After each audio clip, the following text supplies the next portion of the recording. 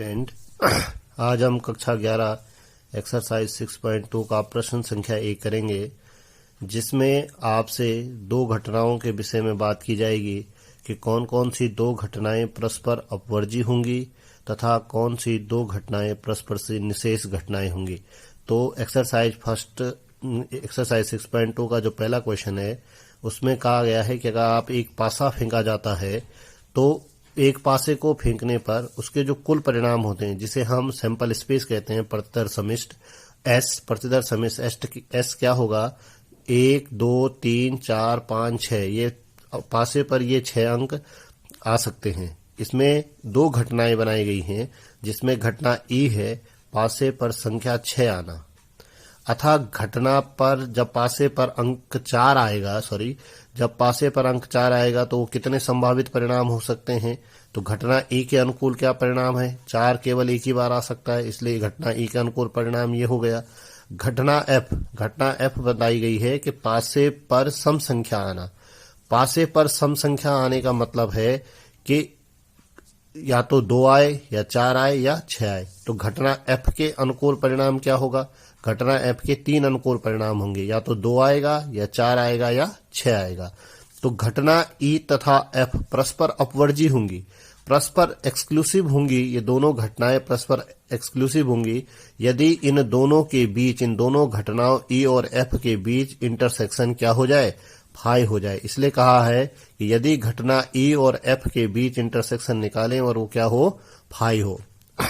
परंतु हम यहाँ पर क्या देख पा रहे हैं कि जो अंक 4 है, जो संख्या 4 है, वो घटना ई में भी है, ई को भी बिलोंग करती है, और अंक जो 4 है वो घटना एफ को भी बिलोंग करता है।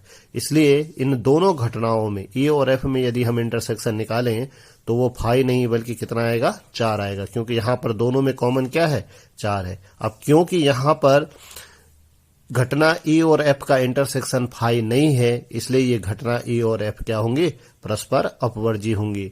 तो आपके पास इस तरीके से दो घटनाएं होंगी, एक परस्पर अपवर्जी होंगी और दूसरी निशेष घटनाएं होंगी, एग्जीक्यूटिव।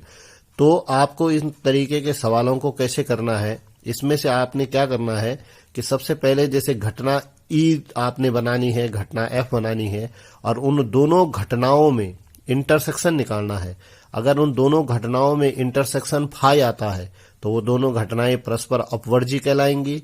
यदि इंटरसेक्शन फाई नहीं आता, मतलब उन दोनों में कोई चीज उभयनिष्ठ होती है, दोनों में कोई चीज कॉमन होती है, तो वह घटना परस्पर अपवर्जी नहीं कहलाएंगी।